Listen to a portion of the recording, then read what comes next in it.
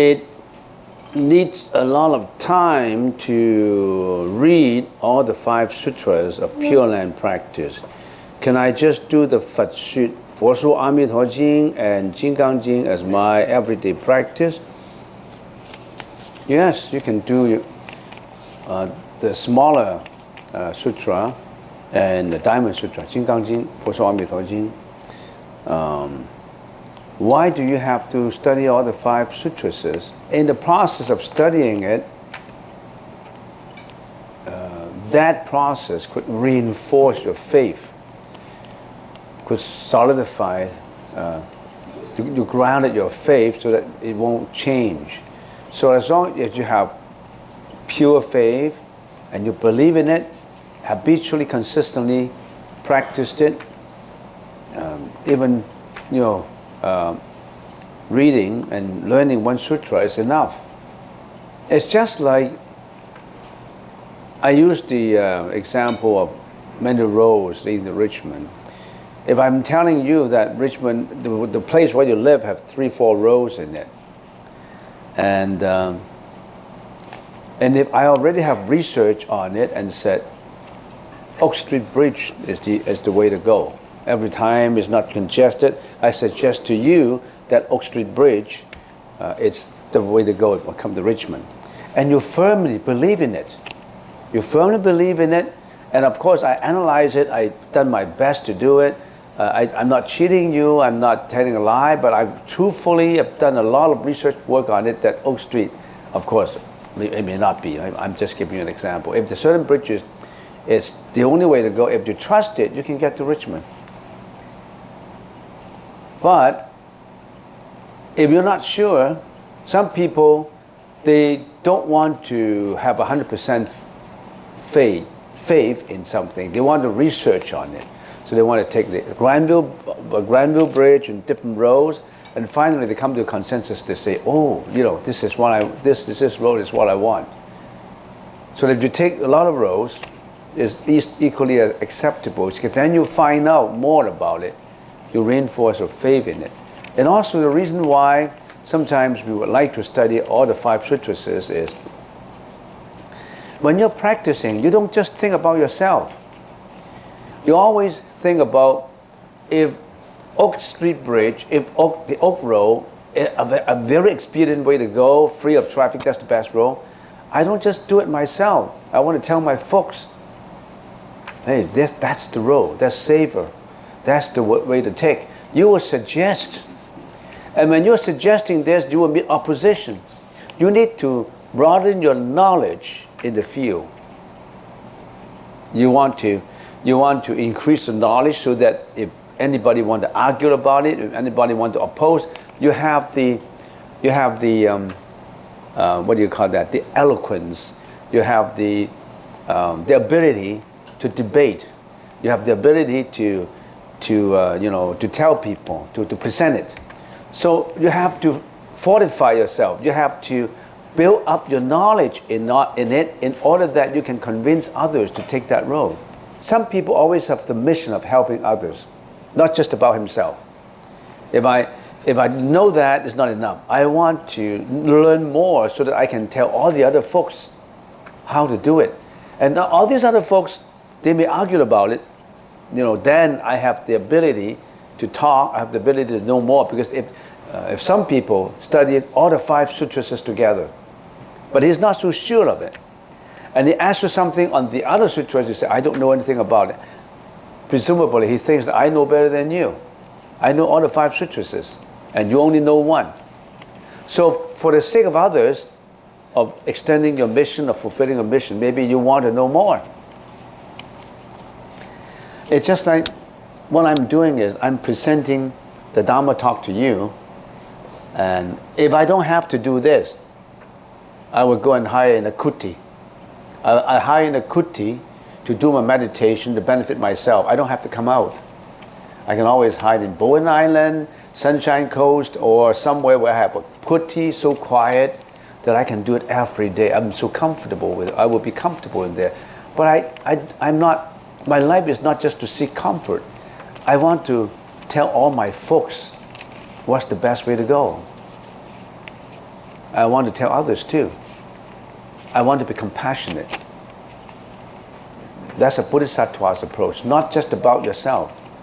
Help others. Extend your help. If you are just egoistically looking after yourself, that's not Buddha. If you are just selfishly thinking about your own comfort in a kuti, in a forest, meditating, you're not a Buddha. You only think about yourself. Reverend, is there a difference between awareness and consciousness? I experience consciousness as I am awake, and no consciousness in deep sleep. And when given anesthesia, is consciousness a part of awareness? Can I experience this in deep meditation? Well, don't attach to words. Sometimes consciousness is not the right word for me. The Sanskrit word for it is vijnana. The study of consciousness, the mere consciousness only, is the study of vijnana matrata. So consciousness is not the right word, but what's the difference between awareness and consciousness? In a common English usage, consciousness contains two sides to it. The enlightened side and the unenlightened side. When I'm talking to you, for example, if I'm talking to you, oh, yesterday I was in the supermarket, I was buying this, and that's too expensive, I don't like it. No, however, I go to another shop, there's a better one. That's all consciousness, right?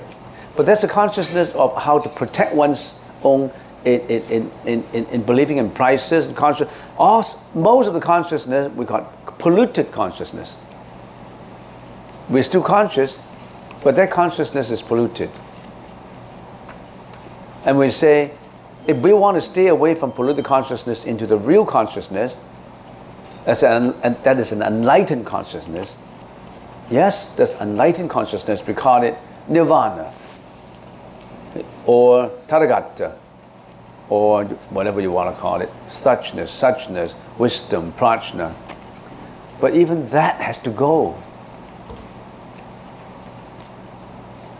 There's no consciousness. Right or wrong, there's no consciousness. When you're in consciousness, you're not conscious. And what is awareness? Awareness is you are aware that the consciousness is not consciousness, or the consciousness is polluted consciousness and unpolluted consciousness. You're aware that you are wrong with consciousness. However, that awareness is also wrong. How do you aware? What brings you the awareness? Is that awareness also polluted? So what should I do? And in Zen koan, sometimes when they communicate, the higher masters just said, shut up. We can't do anything. Shut up, just shut up. Anything spoken from you is not consciousness. Anything you talk about meditation is not consciousness. Anything you do is not consciousness, but it's within consciousness. And there was a Zen master, he always organized 7 days retreat. Sometimes a 7 days retreat, 7 days meditation retreat lingers on for 49 days. And every time when they started the first one, they had a series of 7. 7, 7, 7, 7, 7 is 49. So every first 7, he had a new group. And when the new monks come in, he was always this old monk, high-level monk, was always walking around to see newcomers. And he always asked the question, where do you come from? And of course, the student answered the question. And he knew how conscious you are, or how unconscious you are in your answer. Where do you come from? I came from Canada. Drink your tea. Where do you come from? I come from the States. Where do you come from? I come from China. You are answering with consciousness. He's asking a question from consciousness to test your consciousness. and you say, I come from this, I come from that. He always said, oh, you come from Canada. First, drink your tea. 沏茶去. 那个公案是沏茶去. And then there was an experienced monk who had been meditating for 5 years in there. And now he already was acting as an invigilator, carrying a cane, a meditation cane, a wooden cane. And he was always, invigilating the whole meditation hall. And he'd been here 5 years. For another year, he's still listening to the same answer to the kind of question. The same question, and these people always answered, and he always said, 吃茶去. Go and drink a tea. And then he said, one day he was so curious, he said, Venerable Master, I've been here for 6 years now. Every time when a newcomer came and you ask a question, where do you come from?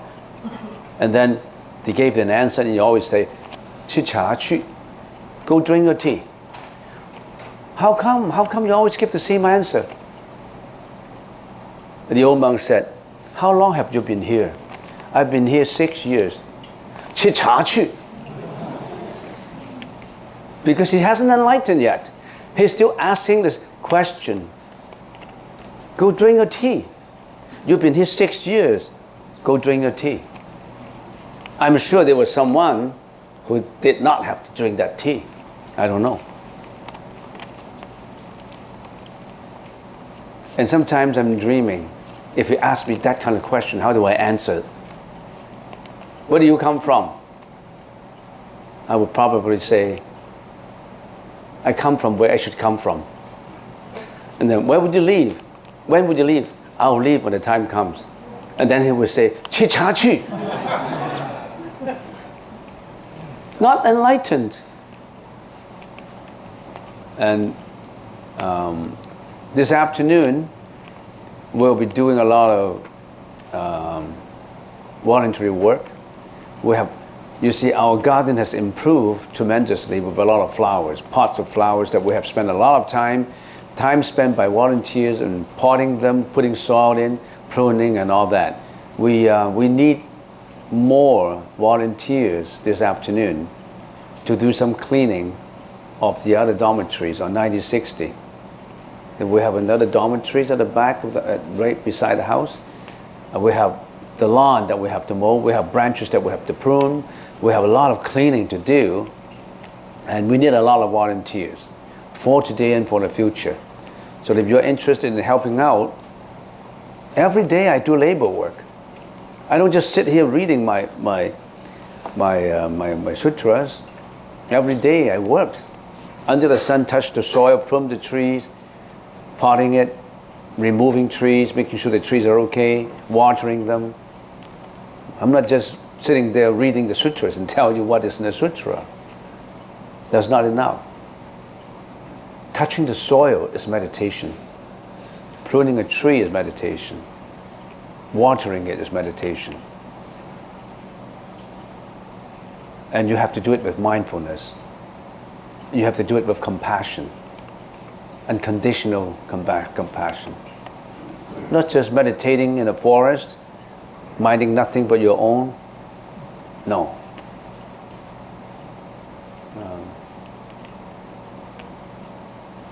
When you're watering a plant, for example, you're watering it with compassion. You're giving a plant life. You're rendering compassion to it. It's you. The plant is you and you are the plant. Even the water is you. You're not away from it. Where did the water come from? We always want to ask, where do I come from? Where did the water come from? The water. From the water tap? Where did the water tap come from? From the reservoir. Where did the reservoir's water come from? From the clouds? Where did the clouds come from? From humidity. Where does humidity come from? If we can't find an answer to it, it's from our ignorance.